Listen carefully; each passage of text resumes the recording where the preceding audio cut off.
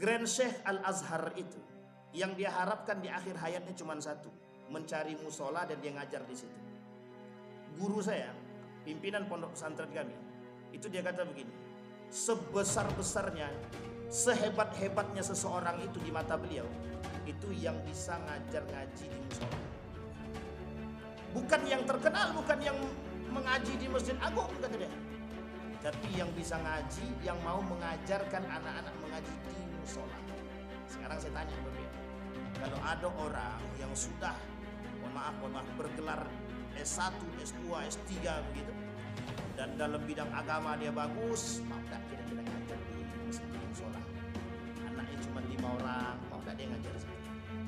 Kalau ada yang mau begitu Bapak Ibu, itu ciri-ciri ulama yang beneran, orang alim beneran. Kenapa saya katakan begitu? Karena hari ini sulit mencari orang alim yang mau duduk di musola untuk mengajarkan anak-anak ngaji. Sedikit. Sehingga jangan salah Bapak Ibu, ketika orang bermunculan berpikir, kenapa anakku kok ngajinya begitu-begitu aja, nggak ada perubahan. Jangan salahkan anak-anak dan jangan salahkan guru ngaji itu. Yang di atas, yang lebih hebat, yang berilmu, mereka nggak level ngaji di musola. Mereka ngajinya di mana levelnya? Di kantor gubernur, yang amplopnya lebih besar. Kalau di musola nggak digaji Pak, nggak digaji, minta 20.000 aja protes. Warahmatullahi wabarakatuh.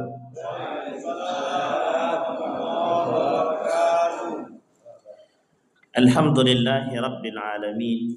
Alhamdulillahilladzi arsala rasulahu bil huda wa dinil haq liyudhhirahu 'alad dini kullihi wa kafa billahi shahida.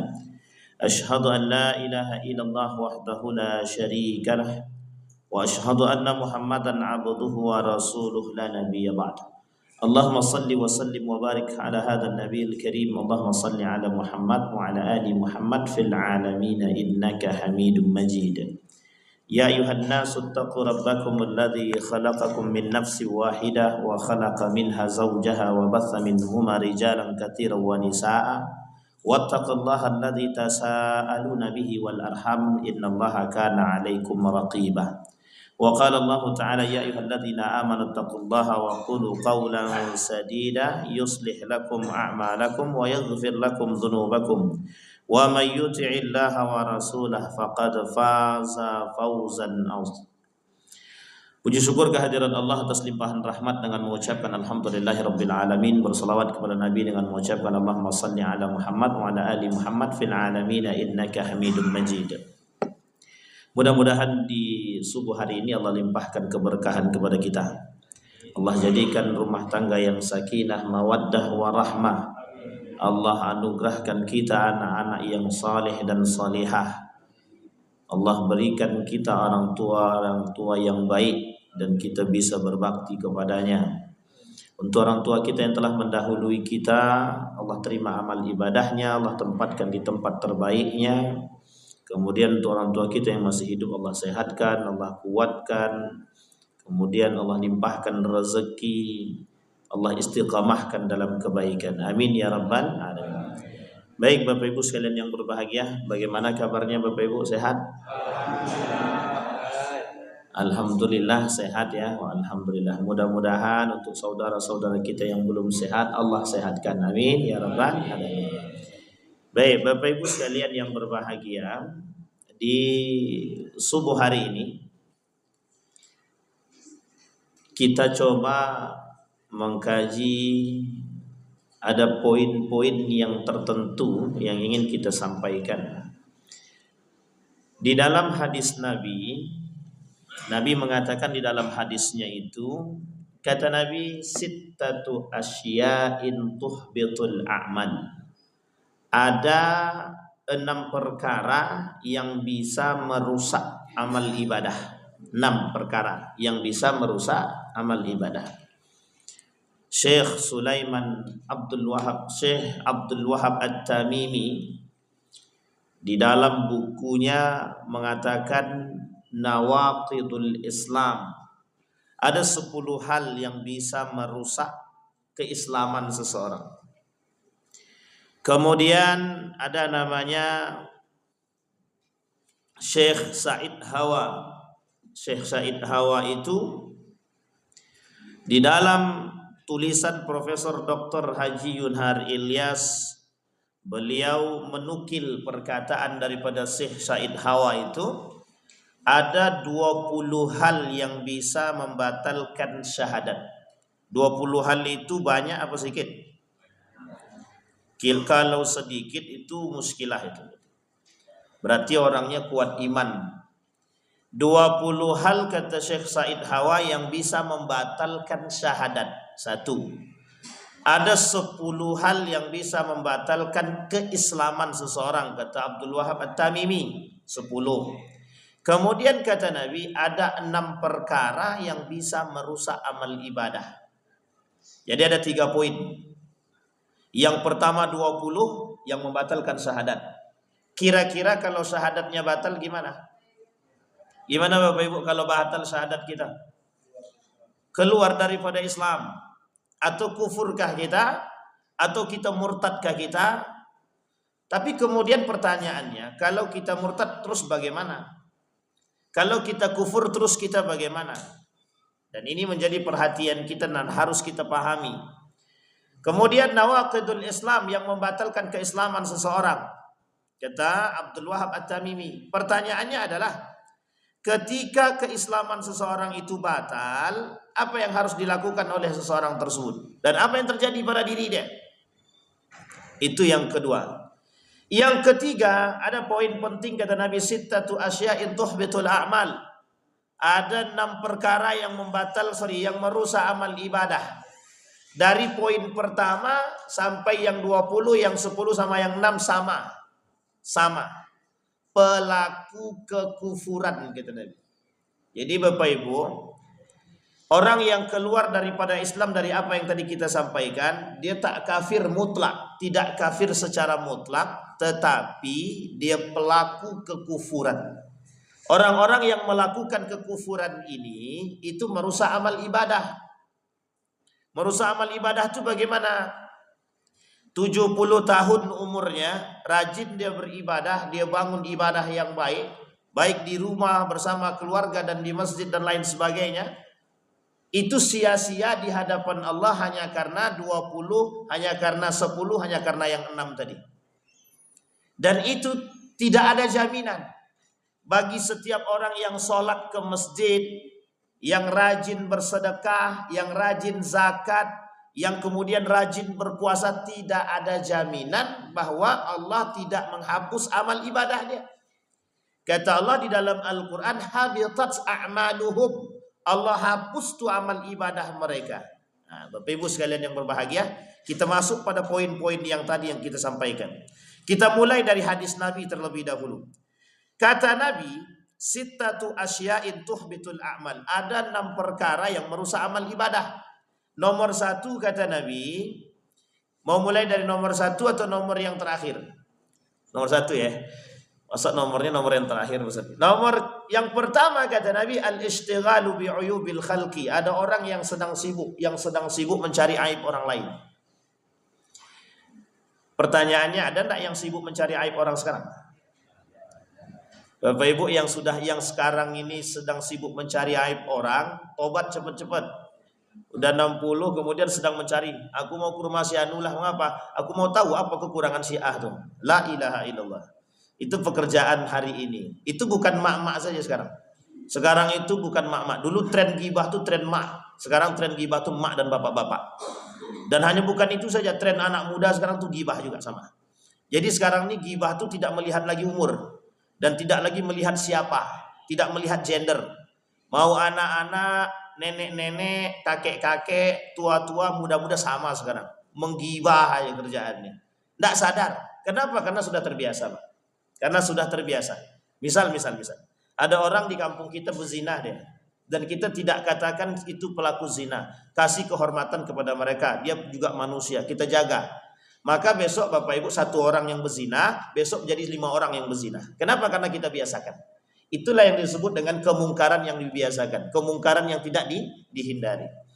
Hari ini Bapak Ibu, itu kemungkaran itu kenapa merajalela? Karena kita ini umat muslimin tak mau perhatian. Jadi ada orang gibah kita tak nasihati. Ada orang minum khamar kita biasakan. Ada orang pelaku judi kita biarkan. Ada orang kemudian berzina, ada laki-laki datang ke rumah perempuan, ada orang bawa anak kita keluar segala macam, kita biasa aja kok. Tidak ada perubahan dan tidak ada namanya sakit hati, kecewa, marah, ngamuk dan lain sebagainya. Karena kita nggak punya lagi perhatian terhadap, kita tidak punya perhatian terhadap agama kita dan nilai-nilai itu.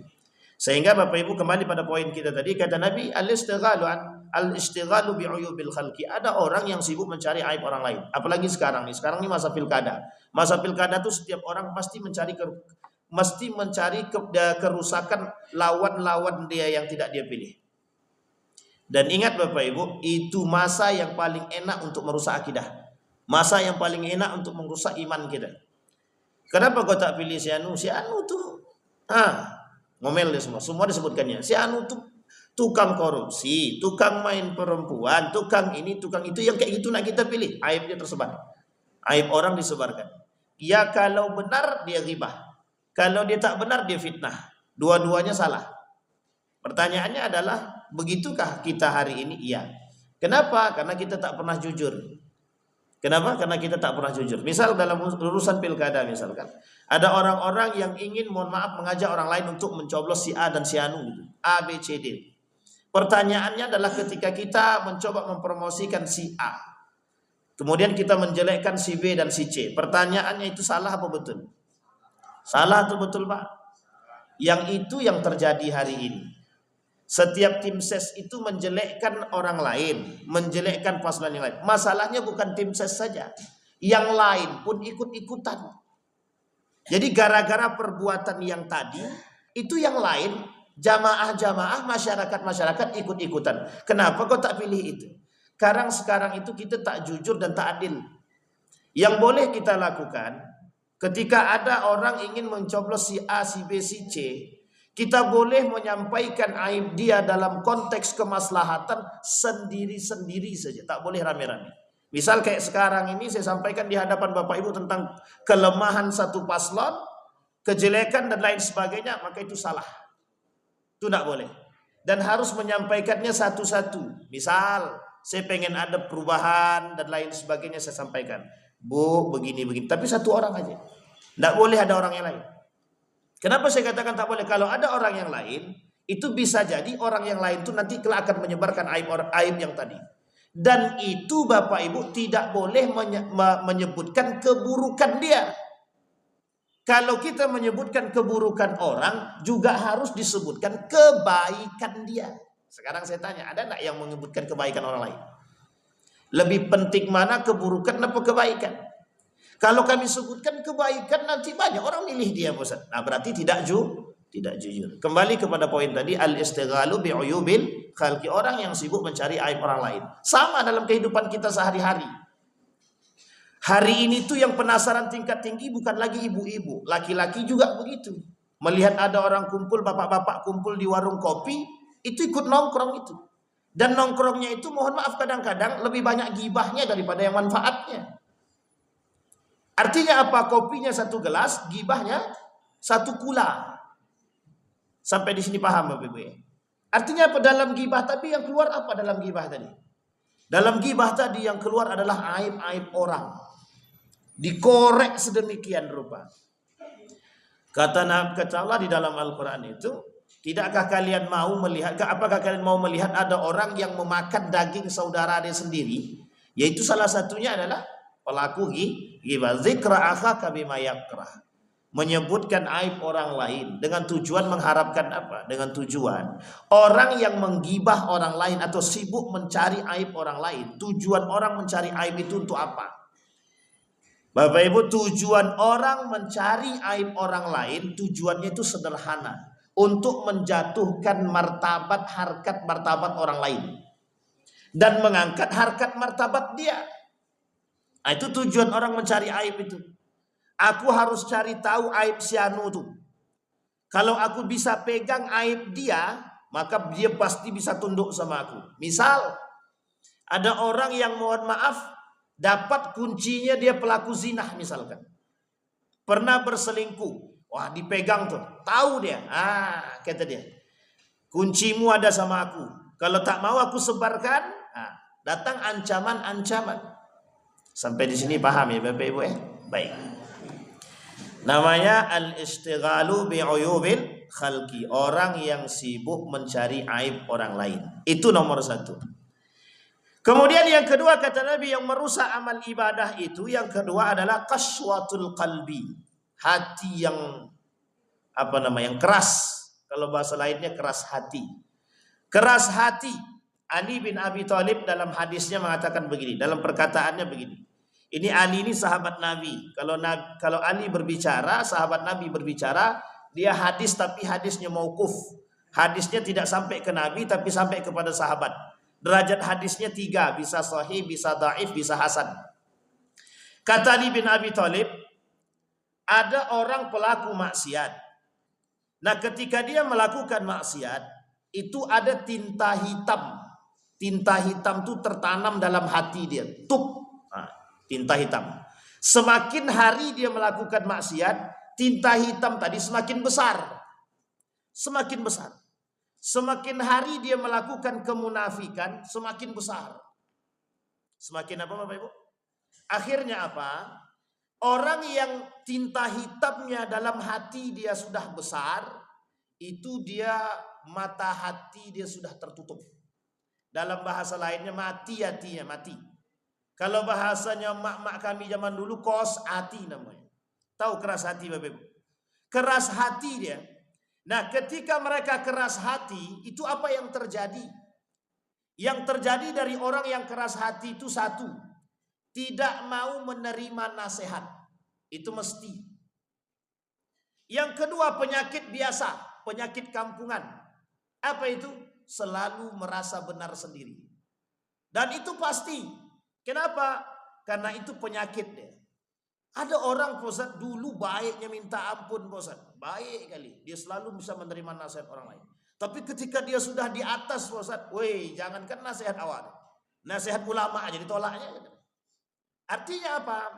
Ada keangkuhan dalam diri mereka, yang keangkuhan tersebut bisa menyebabkan mata hati dia mati.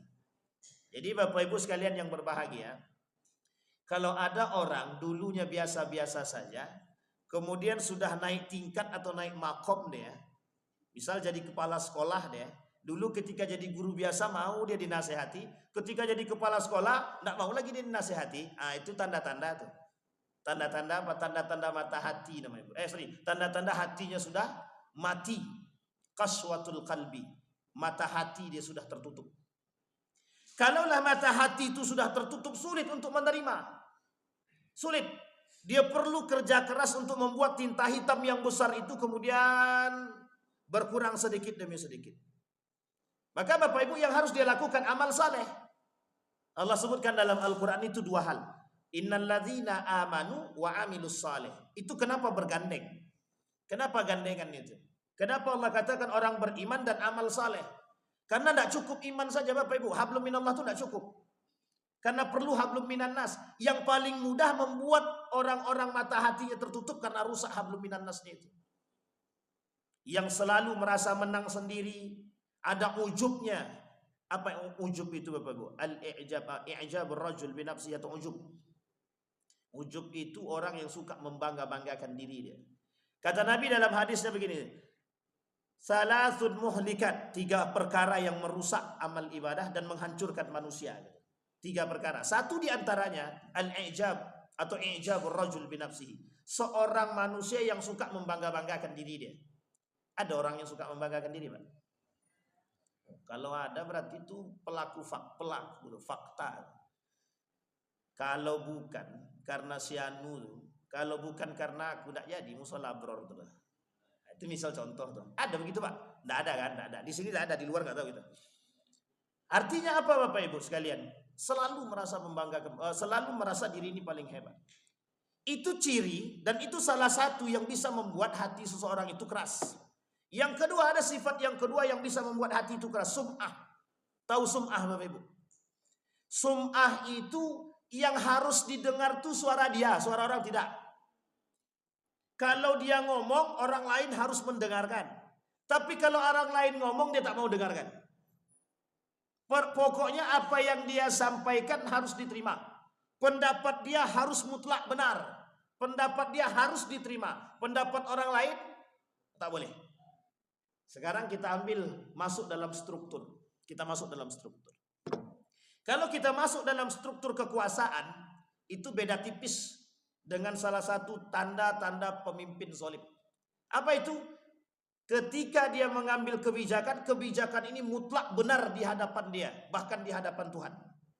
Artinya apa? Tidak ada satupun yang bisa menyalahkan kebijakan itu. Kalau sudah ngomong dia benar, sekalipun salah, tetap harus benar. Nah, itu yang terjadi hari ini Bapak Ibu. Jadi kalau sudah ngomong dia, kalau disalahkan, nah ini dalam struktur tadi, kalau disalahkan, dicopotnya orang yang ada dalam itu. Kita ambil dalam pengurusan masjid misalkan. Ada ketua masjid, ketuanya otoriter. Kalau tidak perkataan aku tidak boleh. Pokoknya kalau perkataan aku tidak dibenarkan, maka keluarlah kalian dari kepengurusan. Nah, itu namanya otoriter namanya itu. Ini orang seperti ini yang rusak hati dia. Dia tak bisa menerima nasihat, tidak mau menerima arahan dari yang lain. Kenapa? Karena dia menganggap diri dia paling benar satu. Yang kedua, dia menganggap dia yang harus didengar, orang lain tidak perlu didengar. Yang ketiga, dia selalu ingin menang sendiri. Maka dia suka membangga-banggakan diri. Orang seperti ini mesti sombong. Mesti sombong, mesti angkuh. Ada kosat orang yang membanggakan diri tapi dia tak sombong, tak ada. Orang sudah membanggakan diri sudah mesti sombong. Mana ada manusia yang membanggakan diri dia tak sombong? Sebenarnya bukan aku, tapi gimana lah. Ah, itu sama tuh sombong tuh. Banyak orang begitu. Siapa tadi yang donatur paling besar tuh? Hamba Allah tuh. Siapa hamba Allah tuh? Rumahnya di samping situ. Padahal dia sendiri tadi. Cuma ya begitulah manusia itu. Kadang-kadang ada yang lebih berbahaya lagi, pura-pura tidak mau dipuji tapi sebenarnya mengharapkan pujian. Nah, mengangguk semua kan ya gitu. Karena memang pelaku. Sampai di sini paham ya Bapak Ibu. Qaswatul qalbi. Apa yang bisa membuat mata hati manusia kemudian tertutup lagi selain dari perbuatan-perbuatan yang tadi, selain dari takabur, selain dari sum'ah, selain dari ujub dan lain sebagainya? Ada orang yang bermaksiat. Orang yang bermaksiat. Anak yang melawan kepada orang tuanya hatinya keras. Istri yang melawan kepada suaminya hati dia keras. Suami yang melawan kepada istrinya hatinya keras. Suami yang melawan kepada orang tuanya hatinya keras. Apa penyebabnya? Banyak penyebabnya Bapak Ibu. Mesti ada kesalahan yang mereka lakukan. Misal suami selingkuh. Kira-kira kalau suami selingkuh tuh mesti ditutupi keselingkuhan dia atau tidak, atau dia terang-terangan. Aku mau selingkuh kata suami dia. Mungkin tidak begitu. Tidak. Dia sembunyikan. Selingkuh itu maksiat. Sehingga ketika dia bermaksiat, dia akan lakukan maksiat yang lain untuk menutupi kebohongan dia. Akhirnya apa yang terjadi? Tinta hitam yang kecil tadi makin besar. Karena apa? Ditutupi dengan dosa-dosa yang lain. Sehingga yang terjadi adalah semakin besar. Akhirnya apa yang terjadi? Tertutuplah mata hati dia tadi. Keras hati dia, keras tak mau terima. Selalu merasa paling benar, selalu yang ingin dianggap, selalu ingin diperhatikan. Dan selalu ingin dipuji. Nah, ini Bapak Ibu. Kalau ada orang, ketika kita memuji orang lain, biasa aja. Itu tandanya dia minta dipuji itu. Misal kita cerita sama dia, kita puji orang lain, kemudian dia katakan, biasa aja paling. Itu tandanya dia sedang minta kita memuji dia. Itu tanda itu Bapak Ibu, tanda. Kode keras. Ali bin Abi Thalib ketika khutbah Jumat, selesai dari khutbah Jumat dia turun. Apa kata dia? Ali kata kepada sahabat dia. Apa kata dia? Bagaimana pandanganmu tentang khutbahku kata dia. Apa kata sahabat Nabi? Kau mau jadi penghuni neraka apa surga kata dia. Habis itu langsung diam Ali. Kenapa Ali diam? Tak mau lagi dia meminta. Karena sahabat dia tahu. Takutnya di dalam diri Ali tadi muncul satu rasa bangga karena ingin dipuji. Tak ada manusia yang tak ingin dipuji, itu tak ada Bapak Ibu. Tidak ada manusia yang tidak ingin dipuji. Hanya saja kuat-kuatan. Sahabat saja yang kuat imannya takut dia kalau dipuji. Apalagi manusia hari ini. Sahabat bukan. Memang bukan sahabat Nabi, tapi umat Nabi betul. Tapi pertanyaannya, sekarang itu jauh lebih berat daripada masa sahabat. Sahabat Nabi masih ada. Pada para sahabat tabi'in sahabat masih ada. Pada masa tabi'innya masih ada. Ketika masa tabi'in masih tersisa orang-orang saleh. Kalau sekarang orang soleh ada, tapi beda tipis. Itu yang menjadi masalah kita hari ini, Bapak. Artinya apa? Ketergelinciran itu pada kemaksiatan yang brutal itu jauh lebih bisa terjadi hari ini daripada masa Nabi. Uang masa Nabi itu nabi palsu sudah muncul. Lah kalau sekarang jangankan nabi palsu, Tuhan palsu pun muncul. Sampai di sini paham ya Bapak Ibu? Sehingga dampak daripada qaswatul qalbi tadi apa? Dampak dari hati yang keras tadi apa? Mengaku yang paling tinggi, mengaku diri dia menjadi Tuhan. Siapa itu? Siapa itu Bapak Ibu? Bukan Fir'aun. Siapa dia? Manusia yang menganggap diri dia paling benar sudah mengaku Tuhan. Hari ini yang ngaku diri dia Tuhan tak banyak. Tapi bersifat, berkarakter, perilakunya seperti Tuhan banyak. Perilaku dia seperti Tuhan banyak. Apa dia kata? Kalau bukan karena aku kau tak masuk kerja di situ. Itu Tuhan tuh. Itu namanya Tuhan baru namanya. Kenapa? Seakan-akan dialah yang punya peran besar dalam melakukan, memberikan kerja bagi orang lain. Kalau bukan karena aku tak akan jadi masjid itu. Pertanyaannya adalah, itu namanya, apakah ini tidak dikatakan seperti Tuhan? Dia tak ngaku Tuhan memang, tapi perilakunya sama kayak Tuhan. Ada pernyataan paling besar. Siapa yang berani dan bisa menggantikan diriku? Dan siapa yang bisa melawanku? Ah, itu sama tuh. Itu Tuhan baru namanya. Cuman masalahnya tak sadar kalau dia tak sadar diri. Coba Bapak Ibu bayangkan bagaimana Fir'aun dihancurkan. Bagaimana Qarun dihancurkan. Sama Pak, orang kaya sekarang tuh, orang-orang kaya itu menganggap diri dia sudah seperti Tuhan. Karena dengan harta dia bisa melakukan apapun yang dia inginkan. Termasuk mohon maaf harus membeli jabatan, termasuk harus membeli kekuasaan, termasuk harus membeli keadilan. Itu namanya Tuhan baru. Maka Bapak Ibu, ada beberapa syirik modern itu, atau bahasa lainnya adalah syirik jahiliyah itu. Yang sekarang itu jahiliyah modern itu. Sekarang ini Tuhan itu banyak. Tuhan yang pertama itu manusia. Tuhan kedua itu kekuasaan. Tuhan ketiga itu jabatan. Tuhan keempat itu harta. Tuhan kelima itu HP. Tahu Bapak Ibu HP kan? Itu Tuhan kelima tuh Bapak Ibu. Oh banyak kali Tuhannya Bos, dia terima nikmati aja lah. Tuhan manusia. Kenapa kita katakan Tuhan manusia? Yang pertama manusia itu dianggap Tuhan. Hari ini orang minta kepada manusia. Mintanya kepada manusia bukan minta kepada Tuhan lagi. Sakit anak dia minta kepada manusia. Susah hidupnya dia minta kepada manusia. Dia tak datang dulu kepada Allah. Karena ikhtiar itu yang diharapkan orang Pak. Allah itu mengharapkan, Allah yang dibutuhkan oleh Allah itu bukan hasil tapi proses. Yang dibutuhkan oleh Allah itu bukan hasil tapi proses. Kita aja tak mau berproses. Kita tak mau berproses. Itu manusia hari ini. Artinya apa? Manusia yang dianggap mulia itu jauh lebih jadi Tuhan daripada Tuhan itu sendiri. Sampai di sini paham Bapak Ibu? Kita ambil contoh bukti yang nyata. Bukti nyata itu apa? Ada orang sakit, pengen cepat sembuh tak? Pasti pengen cepat sembuh. Maka apapun jalurnya akan dia tempuh untuk bisa cepat sembuh. Sekalipun harus meminta kepada dukun. Artinya apa? Ketika dukun itu menyembuhkan, dia katakan dukun itu hebat. Artinya ketika dia mengatakan dukun itu hebat, karena dukun itu aku sembuh, berarti dukun itu jadi Tuhan baru bagi diri dia. Salah apa betul? Sedikit yang bilang. Berarti yang lainnya betul. Salah apa betul Bapak Ibu? Baik. Ya wajib salah Bapak Ibu. Kalau betul rusak akidah kita. Sampai di sini paham ya Bapak Ibu. Harta itu menjadi Tuhan baru. Kekuasaan. Coba Bapak Ibu lihat hari ini. Orang berebut. Sekarang saya tanya. Setiap orang yang punya duit hari ini itu berebut menjadi anggota dewan. Berebut menjadi RT, RW, lurah. Dulu orang tak mau.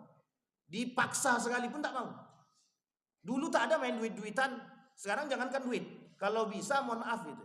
Untuk pemilihan gubernur saja itu bisa habis 500 miliar gitu. Untuk apa? Nah, ini lain cerita. Kembali kepada poin tadi. Artinya apa? Materi itu sudah menjadi Tuhan baru hari ini. Duit sudah menjadi Tuhan. Maka tak salah ketika Imam Al-Ghazali mengatakan itu, innad darahima taksur rijala mahabatan wa mahabah. Kata dia majalasan wa mahabah. Kata dia gini. Kelak yang menjadi manusia berwibawa itu, yang membuat manusia berwibawa itu kelak bukan iman, tapi harta. Orang kaya, orang yang kaya datang ke musola Labrar itu semua orang tunduknya minta. Oh ini orang kaya yang donatur masjid itu ya. Gitu. Tapi coba orang miskin yang datang, nak masuk lagu lantak, tak masuk konti. Iya kata Bapak. Sampai sini paham Bapak. Imam guru ngaji dibayar, dimintai duit 20.000, itu yang protes satu kampung. Yang protes satu kampung. Belajar bahasa Inggris 1 bulan 8 juta, satu pun tidak ada yang protes. Coba Bapak Ibu bayangkan. Guru ngaji lebih hina daripada guru. Artinya apa kehidupan kita hari ini? Orang memandang guru ngaji itu rendah. Dia tak tahu pondasinya di situ. Tapi coba bayangkan, ketika yang datang itu orang-orang berduit dan lain sebagainya, mereka terlalu meremehkan dan merendahkan orang lain. Sehingga mohon maaf Bapak Ibu, hari ini tuh harta tuh menjadi Tuhan baru. Orang berebut mencari itu. Kekuasaan sama. Orang hari ini berebut mencari kekuasaan. Padahal cuma kursi, benda mati yang diperebutkan. Masalahnya bukan kursinya Pak Ustadz, kekuasaan di belakang itu. Itu yang diharapkan orang. Kenapa? Karena hari ini ketika orang bisa duduk di sana, yang diharapkan satu saja. Bagaimana mengamankan diri dia dan keluarga dia. Artinya apa? Dia berharap dengan duduk itu keluarga dia terhormat. Terhormat karena apa? Karena harta yang dia miliki, karena kekuasaan, karena jabatan. Pertanyaannya, betulkah orang yang terhormat itu karena kekuasaan, karena harta, karena jabatan? Tidak. Konsep Tuhan masih satu Bapak Ibu. Orang yang terhormat itu karena iman, bukan karena hilang harta dia, orang tak mau lagi pandang dia. Hilang kekuasaan dia, orang tak pandang dia lagi. Makanya hari ini banyak bahasa begini. Waktu aku jadi gubernur, semua orang mendekat. Tapi ketika aku jadi masyarakat biasa, jangankan mendekat, menengok muka aku pun tak mau. Itu karena apa? Karena Anda naik dari menjadi seorang gubernur, menjadi seorang bupati, karena Anda naik dengan cara yang tidak benar. Kalau Anda naik dengan keimanan, maka Anda akan turun dengan keimanan. Ini menjadi masalah kita hari ini Bapak Ibu. Kembali pada poin tadi Bapak Ibu. Qaswatul qalbi. Nah, sejalan dengan poin yang ketiga kata Nabi. Poin yang ketiga itu yang merusak amal ibadah kita itu kata Nabi, hubbud dunia, cinta dunia. Kemarin poin yang tadi saya sampaikan. Hari ini orang banyak cinta terhadap dunia, iyalah jelas. Karena itu sudah menjadi satu hal yang tidak bisa dihindarkan. Betul. Memang tidak bisa dihindarkan. Tapi bisa kita lawan. Bisa kita lawan. Sekali lagi poinnya adalah tanamkan dalam diri kita kehormatan itu bukan harta, bukan karena harta, tapi kehormatan itu karena iman. Bapak Ibu tak perlu meminta orang menghormati Anda, tak perlu minta, dan jangan mengemis. Setiap orang datang kepada manusia, ini ingat Bapak Ibu kaidahnya Bapak Ibu ya, kaidahnya. Manusia datang kepada manusia untuk meminta bantuan dan lain sebagainya, maka bersiaplah untuk direndahkan. Bersiap untuk direndahkan. Kenapa saya katakan demikian? Karena itu bakal menjadi kunci bagi mereka. Apa kata mereka? Alah si anu tu aja datang ke rumah minta minjam duit kok. Nah, akhirnya apa? Kita direndahkan Pak. Direndahkan. Dan ini terjadi Bapak Ibu. Manusia selalu merendahkan diri orang lain karena yang dianggap lebih rendah daripada diri dia. Nah, sekarang itu orang-orang yang kaya, yang tidak beriman, yang saya maksud ya, orang kaya yang tidak beriman. Dia selalu berharap dengan harta dan kekuasaan yang dia miliki, orang-orang menghormati dia. Kalau jalan begini badannya. Sebelum dia punya uang, jalannya begini. Kalau ketika sudah punya kekuasaan, jalannya begini. Berubah Bapak Ibu. Kenapa begitu berubah? Kesombongan dan keangkuhan itu ada dalam diri dia. Kalau dia tidak punya iman. Tapi kalau dia punya iman, mau kaya, mau miskin sama Pak. Kalau dia beriman, itu mau kaya, mau miskin sama. Nah Bapak Ibu sekalian yang berbahagia, tolak ukurnya hari ini itu adalah cinta terhadap dunia. Orang-orang hari ini mengejar bagaimana mencari hidup yang mulia, tapi mereka sedikit berpikir bagaimana mati yang mulia. Orang semua berpikir mencari harta sekarang. Pokoknya aku harus kaya, pokoknya aku harus ini dan lain sebagainya. Karena anakku harus sekolah, anakku harus ini dan lain sebagainya. Bapak Ibu bayangkan, orang yang punya uang, dia akan berpikir bagaimana menyekolahkan anaknya setinggi mungkin. Betul ya? Tapi coba Bapak Ibu bayangkan, hari ini orang-orang berpikir bagaimana anak dia bisa sekolah tinggi, bisa jadi dokter, bisa jadi polisi, bisa jadi tentara, bisa jadi presiden dan lain sebagainya. Ada enggak orang yang hari ini berpikir pengennya anaknya jadi dai, jadi guru ngaji? Ada enggak bapak-bapak, ibu-ibu yang pengen punya anak jadi guru ngaji? Ragu Pak jawabnya. Ada enggak bapak ibu anak-anaknya yang pengen jadi imam Masjidil Haram? Kan cepat kan naik kan kalau begitu ya. Karena guru ngaji Pak Ustaz, karena guru ngaji dianggap framingnya begitu. Coba Bapak Ibu. Saya kasih tahu Bapak Ibu ya. Grand Sheikh Al-Azhar itu yang dia harapkan di akhir hayatnya cuma satu, mencari musola dan dia ngajar di situ. Guru saya, pimpinan pondok pesantren kami, itu dia kata begini, sebesar-besarnya, sehebat-hebatnya seseorang itu di mata beliau, itu yang bisa ngajar ngaji di musola. Bukan yang terkenal, bukan yang mengaji di Masjid Agung, kata dia. Tapi yang bisa ngaji, yang mau mengajarkan anak-anak mengaji di musola. Sekarang saya tanya Bapak Ibu, kalau ada orang yang sudah, mohon maaf, bergelar S1, S2, S3 begitu, dan dalam bidang agama dia bagus, mau tak kira-kira ngajar di musola? Anaknya cuma 5 orang, mau tak dia ngajar situ? Kalau ada yang mau begitu Bapak Ibu, itu ciri-ciri ulama yang beneran itu. Orang alim beneran. Kenapa saya katakan begitu? Karena hari ini sulit mencari orang alim yang mau duduk di musola untuk mengajarkan anak-anak ngaji. Sedikit. Sehingga jangan salah Bapak Ibu, ketika orang bermunculan berpikir, kenapa anakku kok ngajinya begitu-begitu aja? Enggak ada perubahan. Jangan salahkan anak-anak. Dan jangan salahkan guru ngaji itu. Yang di atas, yang lebih hebat, yang berilmu, mereka enggak level ngaji di musola.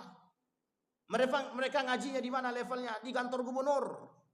Yang amplopnya lebih besar. Kalau di musola enggak digaji Pak. Enggak digaji. Minta 20.000 aja protes. Itu guru ngaji, minta 20.000 protes. Coba bahasa Inggris, minta 100.000 bukan protes, malah kurang itu. Kok cukup 100.000? Ada protes. Ini tanda apa nih Pak? Oh, suruh. Tak kira bom bola. Baik, kembali kepada poin kita Bapak Ibu. Hubbud dunia, cinta terhadap dunia. Orang-orang hari ini cinta terhadap dunia. Bapak Ibu sekalian yang berbahagia. Ada buku judulnya 30 Tanda Orang Munafik. Pengarangnya Dr. Aid Al-Qarni, sudah ada dalam bahasa Indonesia. Salah satu poinnya adalah yang menjadi manusia munafik itu adalah orang yang cinta terhadap dunia. Orang cinta terhadap dunia bisa menjadikan dia munafik. Bisa menjadikan dia apa? Orang yang cinta terhadap dunia, satu Pak sikapnya Bapak Ibu, selalu menghalalkan yang haram, membenarkan yang salah, menyalahkan yang benar, dan mengharamkan yang halal. Yang hak dikira batil, yang batil dikira dicampur aduk kedua-duanya. Sikap seperti ini itu tanda orang cinta terhadap dunia. Oke Bapak Ibu ya. Dan sikap seperti ini juga sama, itu adalah tanda daripada manusia munafik. Manusia apa Bapak Ibu? Kata Nabi Bapak Ibu, kelak di akhir zaman penghuni dunia ini itu cuma 2. Kafir 1, munafik 1. Yang pertama kali masuk neraka jahanam itu munafik dulu, baru kafir. Kira-kira kafir jelas enggak kekafirannya? Jelas kafirnya Bapak Ibu. Kalau munafik jelas enggak? Dia berada di antara orang-orang berislam, orang-orang beriman. Nah, sampai di sini paham Bapak Ibu. Kira-kira lebih berbahaya mana, munafik atau kafir? Makanya karena yang mana Bapak Ibu? Kafir atau munafik? Karena paling berbahaya munafik berada di antara umat orang-orang beriman, maka yang pertama kali diancam oleh Allah untuk masuk neraka jahanam adalah munafik.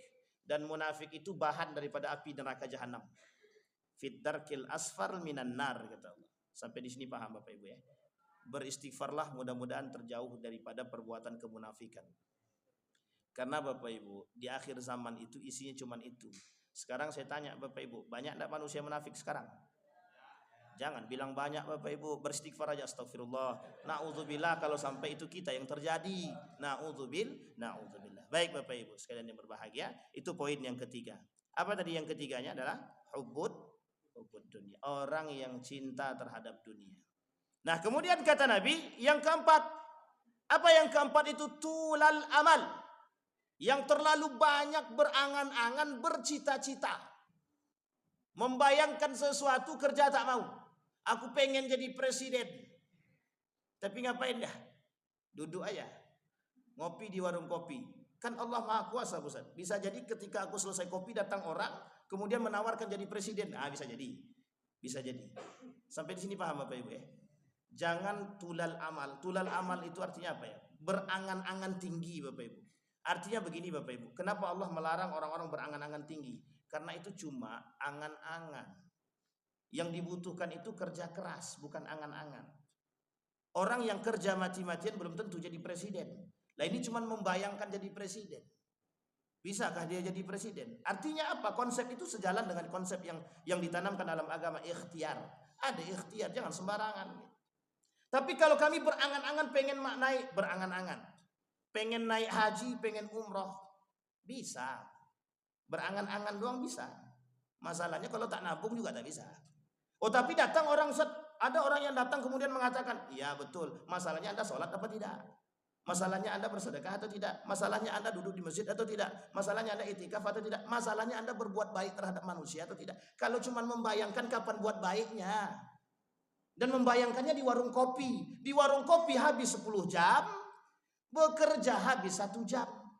Lebih bermanfaat mana? Sampai di sini paham maksud saya Bapak Ibu ya? Manusia itu terlalu tinggi angan-angan.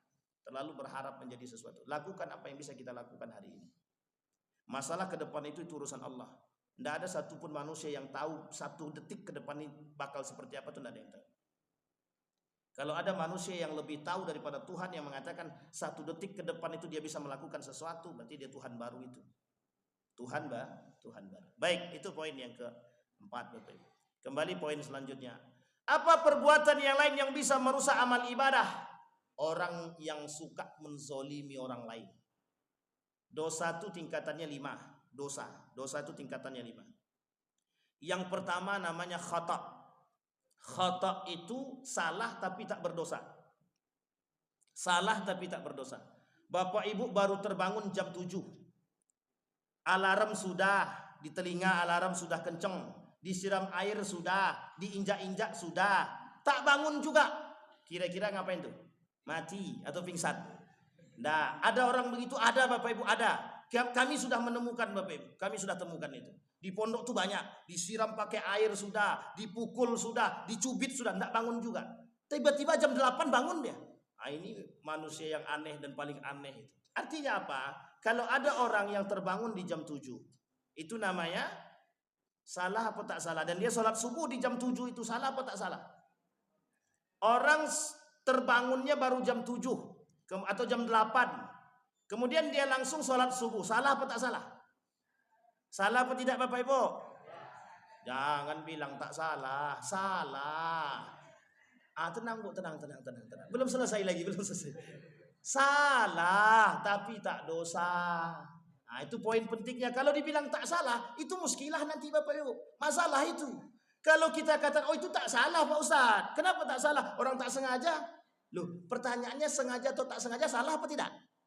Misal ibu tak sengaja pukul orang tuh sengaja apa tidak? Tak sengaja. Salah apa tidak mukul orang tuh? Konteksnya salah, tapi berdosa apa tak berdosa? Itu masalahnya. Kalau kita terbangunnya jam 7, kalau setiap hari seperti itu bukan lagi menjadi masalah itu. Baik Bapak Ibu ya. Perbuatan seperti itu dikatakan di dalam Al-Quran perbuatan yang salah tapi tak berdosa. Perbuatan yang salah karena kalimat Al-Quran mengatakan khata. Khata itu artinya apa? Salah tapi tak berdosa. Yang kedua, dia berdosa saja. Dzanbun. Nah, kalau orang yang tadi yang khata saja, itu kalau seandainya dia beristighfar selesai urusan. Selesai. Sama dengan orang yang melakukan dosa. Ada orang yang melakukan dosa, tapi 1 dosa yang dia lakukan, tak sholat subuh. Berdosa apa tak berdosa? Misal sholat subuh jam 5, dia sadar dia bangun dia, tapi kemudian dia sholat jam 7. Salah ya kan? Salah. Kemudian berdosa apa tidak? Berdosa. Tapi dosanya untuk diri dia sendiri saja. Dosa untuk diri dia sendiri. Allah turunkan sifatnya, faqultu astaghfiru rabbakum innahu kana ghaffara. Atau ghafiriz dzambi wa qabilit taubi, kata Allah turunkan sifat Allah pengampun. Artinya apa? Dia datang kepada Allah, dia kemudian bertobat, Allah ampuni tobat dia. Ada poin yang ketiga. Poin yang ketiga itu zunub. Apa artinya? Banyak kali dosanya. Sudah bangun terlambat, tidak sholat subuh, kemudian banyaklah dosa yang dia buat. Namanya zunubun. Sifat yang Allah turunkan ghafar. Allah masih mengampuni mereka. Artinya apa Bapak Ibu? Allah masih mengampuni mereka. Dia kalau dia terus datang kepada Allah, dia diampuni oleh Allah. Kemudian yang keempat, dzunubun ma'az zulmi. Sudah buat dosa, banyak dosa, dia caci maki orang. Apa kata dia? Jangan kalian sholat di musola al-abrar itu lagi. Imamnya itu sok suci, imamnya sok baik, imamnya sok fasih. Nah, itu mencaci maki orang kan? Kira-kira zalim enggak? Zalim. Maka disebutlah dzunubun ma'az zulmi. Sudah banyak dosa dia tidak sholat, tidak datang ke masjid, dicaci maki imam, dia ajak orang lain untuk tidak sholat di sana. Namanya dzunubun ma'az zulmi. Dia buat kezaliman. Dan yang kelima ada namanya al-israf. Dosa yang berlebihan. Banyak sekali dosa dia. Tapi poin yang keempat tadi yang ingin kita katakan, ada orang-orang di muka bumi itu yang paling mudah menyakiti orang lain. Baik dari lisan dia maupun tangan dia. Bapak Ibu sekalian yang berbahagia, ada satu hadis Nabi yang disampaikan oleh Nabi dalam hadisnya tentang perkara akhir zaman. Kata Nabi begini, kelak di hari kiamat itu, kelak di hari kiamat kata Nabi, kalian tidak akan melihat hari kiamat sampai kalian akan melihat orang saling berbunuhan. Menganggap begitu mudah orang menyakiti orang lain dan membunuh orang lain. Berita yang hari ini kita tampung setiap hari itu adalah berita-berita kematian saja. Ada yang kena perkosa dibunuh, ada anak bunuh orang tua bunuh bayi, bayi bunuh orang tua, belum bisa ya Bapak Ibu. Bayi dibunuh, bayi ditelantarin, kakek dan lain sebagainya. Artinya apa? Kasus kematian itu setiap hari semakin banyak bertambah. Dan itu seperti yang dikatakan oleh Nabi. Apa kata Nabi tadi? Tidak akan terjadi hari kiamat sampai kalian akan melihat orang saling berbunuhan. Artinya apa? Mudah sekali jiwa manusia itu untuk dibunuh oleh orang lain. Dan ini Bapak Ibu sekalian, penyebabnya apa? Kezaliman. Apa kezaliman itu? Siapa yang melakukan kezaliman? Ulah manusia itu sendiri. Yang melakukan kezaliman siapa? Manusia. Yang dia zalimi siapa? Manusia. Artinya apa? Orang tak takut lagi konsep kezaliman itu. Tidak takut orang dengan konsep kezaliman. Makanya mudah lisan menyakiti hati orang lain. Mudah tangan memukul orang lain. Mudah kaki menyepak orang lain. Kenapa begitu? Karena mereka menganggap itu hal biasa. Setelah muncul peraturan, kalau tempeleng 5 juta, kalau tendang 5 juta, alhamdulillah tak ada yang tempeleng lagi. Yang ada bunuh sekali. Kalau bunuh langsung mati gitu, paling masuk penjara saja kan. Itu yang terjadi hari ini Bapak Ibu. Lisan ini lebih tajam daripada tangan. Kalau lisan yang berbicara membekas panjang, Pak. Tapi kalau cuma tempeleng itu bekasnya cuma di sini, sebentar hilang. Tapi kalau pakai lidah itu lebih berbisa. Kembali kepada poin kita nomor 1 tadi. Apa poin nomor 1 tadi? Salah satu cara merusak dan menzalimi orang lain adalah ketika kita menyebarkan aib orang lain. Itu lisan yang paling berbahaya. Atau dengan lisan kita bisa menusuk orang lain. Bapak Ibu sekalian yang berbahagia, kesemua ini Bapak Ibu, dari poin yang tadi kita sampaikan, ada satu poin yang ingin saya sampaikan kepada kita semua Bapak Ibu. Apa kata Syekh Sulaiman At-Tamimi, Syekh Abdul Wahab At-Tamimi? 10 hal yang bisa merusak keislaman seseorang atau membatalkan keislaman seseorang. Yang terakhir, kita ambil poin yang ke-10. Al-i'radu an dinillah. Orang-orang seperti yang tadi kita sampaikan, yang 5 poin, 6 poin tadi Bapak Ibu, yang bisa merusak amal ibadah kita tadi, itu mereka terjerumus dalam satu hal. Apa itu? Al-i'radu an dinillah. Mereka sedang berpaling dari agamanya Allah. Kenapa kita katakan berpaling dari agama Allah? Mereka sedang menjauhkan nilai-nilai agama dari diri-diri mereka. Pertanyaannya adalah rusak enggak Islam mereka? Rusak Bapak Ibu. Rusak. Ketika yang 6 ini kita tanam dalam diri kita, itu di mana letaknya? Di mana ruang bagi kebaikan? Tidak ada ruang kebaikan Bapak Ibu. Sehingga mohon maaf Bapak Ibu, itu yang kemudian diperingatkan oleh Nabi kepada kita. Apa kata Nabi kepada Ibnu Abbas? Gulam, kata Nabi kepada Ibnu Abbas, ihfazillah yahfazka. Jaga olehmu nilai-nilai agama, niscaya Allah akan jaga dirimu, kata dia. Sekarang pertanyaannya, dari 5 poin tadi itu sudah dalam kehidupan kita, Pak. 5 poin yang kita sampaikan itu sudah menjadi dalam kehidupan kita. Bahkan mohon maaf, kadang-kadang itu menjadi sebagian lagi di antara mereka itu adalah menjadi darah daging dalam kehidupan kita kesehari-hari. Ghibah itu bukan menjadi hal yang biasa, sudah luar biasa hari ini dan sudah terbiasa orang. Dan tanpa berpikir kalau itu dosa. Menyakiti orang lain dengan lisan mereka sudah biasa. Mereka tidak lagi berpikir kalau itu dosa. Artinya apa? Ada penyebab, ada. Siapa mereka penyebabnya? Orang-orang yang melakukan hal demikian tapi kemudian menganggap hal itu biasa dan tidak diindahkan oleh siapapun, termasuk para alim. Para alim tidak mengingatkan, para alim tidak menyindir, para alim tidak kemudian memanggil, kemudian tidak menasehati. Bapak Ibu sekalian yang berbahagia, salah satu kesalahan yang terjadi adalah ketika ada orang melakukan kesalahan, kita tidak berani memberikan nasihat kepada mereka. Makanya kenapa kemungkaran hari ini begitu banyak Pak Ustaz? Karena satu saja, diamnya orang-orang yang mengerti. Pertanyaan saya adalah Bapak Ibu, saya tanya Bapak Ibu, sekarang ada ustadz yang salah, berani tidak Bapak Ibu ngingatin? Diam semua. Sekarang saya tanya Bapak Ibu, ada anggota dewan yang salah, berani tidak kita ingatkan? Tak usah jauh-jauh. Bapak Ibu, tetangga kita salah, berani tidak kita ingatkan? Masih berani, alhamdulillah. Kalau ustadz yang salah kami tak berani, Ustaz. Bapak Ibu, ustadz itu bukan malaikat. Mesti ada masa dia tergelincir, di mana masa dia salah. Kita berhak mengingatkan siapapun mereka. Nabi Muhammad sallallahu alaihi wasallam ini penyebab turunnya abasa wa tawalla. Orang buta datang ke Nabi. Orang buta datang ke Nabi. Datang ke Nabi ngapain? Mau bertanya tentang Islam. Nabi kemudian mempalingkan wajah. Apa yang dilakukan? Apa yang dilakukan oleh Allah? Allah turunkan ayat langsung.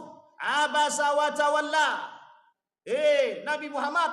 Tapi Allah kan tidak mungkin panggilnya Nabi Muhammad gitu deh. Allah panggilnya Muhammad. Apa artinya? Orang buta datang, tidak diindahkan oleh Nabi. Nabi sedang bicara dengan orang kafir Quraisy. Kemudian Nabi palingkan wajah dia dari orang tersebut, atau dia bermasa muka dia. Kemudian Allah turunkan. Allah peringatkan Nabi. Allah langsung turun kasih nasihat kepada Nabi. Khalid bin Walid pernah menasihati baginda Nabi Muhammad SAW. Itu Khalid bin Walid. Ketika Nabi salah. Ali bin Abi Thalib pernah mengingatkan Rasulullah ketika Nabi salah. Artinya apa? Sekelas Nabi itu masih mungkin untuk dinasihati kok. Masih mungkin untuk dikatakan kalau itu salah. Artinya apa? Loh, ini ustadz bukan Nabi. Malaikat pun bukan. Sangat mungkin tergelincir, sangat mungkin salah. Kita harus berani. Hanya saja adabnya yang penting. Ustadz salah tuh Ustadz. La ilaha illallah. Itu ya tuh. Itu ya kita perlu digandal sedikit. Sampai di sini paham Bapak Ibu. Artinya apa Bapak Ibu? Diamnya orang yang mengerti itu menjadi masalah hari ini Bapak Ibu. Maka saya katakan Bapak Ibu, ini poin penting sebelum saya tutup Bapak Ibu. Poin penting sebelum saya tutup. Yang ingin saya sampaikan kepada Bapak Ibu sekalian yang berbahagia. Sekarang saya tanya, berapa jumlah dai yang ada di Pekanbaru ini? Ribuan Bapak Ibu. Pertanyaan kita sederhana. Andai kata para dai-dai yang ribuan ini mau memberikan dan turun dan memperingatkan secara langsung kepada masyarakat dan jamaah, kira-kira bisa tidak mengurangi sedikit kemaksiatan dan kemungkaran itu? Rame-rame datang ke diskotik. Tutup diskotik nih. Kira-kira besok mau buka lagi enggak? Masih mikir kan? Buka tapi masih mikir. Ada orang jual khamar hari ini Bapak Ibu. Ada enggak Bapak Ibu datang ke toko tuh, jangan kalian jual khamar juga. Enggak ada Pak. Tahu kita dia jual khamar tapi kita biasa aja kok. Sekarang saya tanya Bapak Ibu, di Indomaret jual kondom enggak? Jual kondom itu apa? Sarana perzinahan. Tapi ada enggak yang datang ke Indomaret tuh, jangan kalian jual kondom di sini? Enggak ada tuh. Kenapa? Karena kita biasa begitu. Ada orang melakukan suap ketika pilkada, kita terima atau kita buang? Kita tengok aja besar. Kalau kecil kami tolak, kalau besar kami terima. Meskilah kita hari ini. Besok kalau ada yang datang kepada Bapak Ibu dengan apapun itu, bilang, kau mau menghuni neraka atau penghuni jahanam gitu. Sama aja Ustaz ya. Ya, bagus. Kalau kita berani, masalahnya kita tidak berani begitu kok.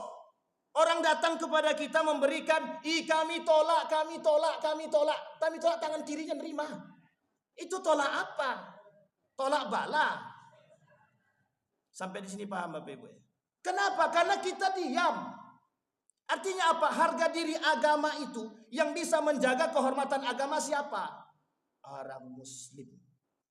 Jadi kalau kebiasaan kemungkaran itu terjadi dan kita diamkan, termasuk Pak RT, Pak RW mendiamkan kemungkaran, ketua masjid mendiamkan kemungkaran, orang alim yang ada di tempat mendiamkan kemungkaran, sekalipun ada orang alim di kampung tersebut, itu Allah hancurkan sekalian. Keberkahannya itu ditarik oleh Allah. Kenapa? Sekalipun ada orang alim, karena orang alimnya tidak bisa memberikan pengaruh. Yang kedua, orang-orang diam dengan kemungkaran. Jadi Bapak Ibu, kenapa kok kemungkaran, kemaksiatan begitu mudah tersebar? Ya karena kita diam. Tapi kami kan gak punya kekuasaan, gak punya kebijakan Pak Ustadz. Sounding. Datang kepada yang punya kebijakan. Datang langsung. kepada anggota dewan. Kalau ada anggota dewan yang tinggal di samping rumah Bapak Ibu, sampaikan, Pak Dewan tolong. Nah, itu enak. Bisa begitu Bapak Ibu? Berani Bapak Ibu? Harus berani Bapak Ibu, bukan berani. Nah, sekarang poin terakhir yang ingin saya sampaikan Bapak Ibu. Dari tadi terakhir terus ya. Karena begitulah Bapak Ibu. Menasehati sesama muslim hukumnya wajib, bukan sunnah. Bukan sunnah. Jadi Bapak Ibu nampak kemungkaran, Bapak Ibu tidak ingatkan di hadapan Bapak Ibu, maka Bapak Ibu berdosa. Saya ulangi sekali lagi, menasehati pelaku kemungkaran dan kemaksiatan bagi kita umat muslim hukumnya wajib, bukan sunnah. Jadi jangan kembalikan kepada jamaah tabligh, jangan kembalikan kepada Muhammadiyah, jangan kembalikan kepada NU, jangan dikembalikan kepada Persis dan lain sebagainya. Kewajiban bersama setiap muslim dan mukmin memberikan peringatan atau nasihat kepada sesama muslim. Ad-din an-nasihah liman lillahi wali rasulihi wali kitabihi wali a'immatil muslimina wa ammatihim. Ingat itu Bapak Ibu. Kewajiban kita semua, bukan kewajiban ustadz. Ngajak orang ke masjid itu bukan kewajiban ustadz, kewajiban semua umat muslim, bukan jamaah tabligh saja. Ada orang main biliar, pokoknya yang berani cuma jamaah tabligh Pak Ustadz. Harusnya bukan jamaah tabligh, semua kita. Oke Bapak Ibu sekalian yang berbahagia. Nah Bapak Ibu sekalian yang berbahagia, kita kurangilah kemungkaran itu dengan bergerak bersama. Kalau sama-sama kita kuat, kalau sendiri-sendiri kita pasti lemah. Tapi kalau kita bersama membangun kekompakan dan persatuan, kemungkaran apapun, kemaksiatan apapun bisa kita lawan, termasuk penyakit tahunan. Apa itu penyakit tahunan? Suap menyuap. Oke Bapak Ibu ya, itu namanya penyakit tahunan. Suap menyuap. Saya kira mudah-mudahan bermanfaat. Kita berdoa kepada Allah. Mudah-mudahan apa yang kita sampaikan di pagi hari ini atau subuh ini bisa bermanfaat bagi kita, paling tidak bisa menjadi tuntunan bagi kita agar kelak kita bisa menciptakan rumah tangga yang baik, kemudian kampung yang baik, insyaallah diridhai oleh Allah Subhanahu wa taala. A'udzu billahi minasy syaithanir rajim. Bismillahirrahmanirrahim. Alhamdulillahi rabbil alamin. Qul sadaqallahu fattabi'u millata Ibrahim hanifa. Sadaqallahu wa man asdaqu minallahi haditha. Ya hayyun ya qayyum ya fattah ya alim ya aziz ya ghaffar ya rabbal alamin. Allahumma ighfir lana dhunubana wa dhunuba walidina warhamhuma kama rabbayana shighara.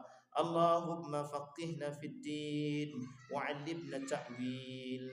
Allahumma faqihna fid din wa'allimna ta'wil. Allahumma anfa'na bima 'allamtana warzuqna 'uluman tanfa'una fid din wad dunya wal akhirah. Allahumma ansur ikhwanana al-mujahidin fi Palestin wa fi Gaza wa fi kulli makan. Allahumma dammiril yahud. Allahumma dammiril yahud. Allahumma dammiril yahud. Allahumma ahlikil kafarata wal mubtadi'ata wal musyrikin. أعداءك أعداء الدين. اللهم اجعل تجمعنا تجمعا مرحوما واجعل تفرقنا من بعده تفرقا معصوما.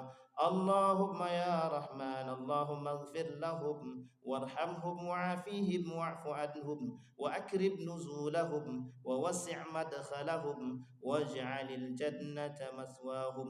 ربنا آتنا في الدنيا حسنة وفي الآخرة حسنة وقنا عذاب النار.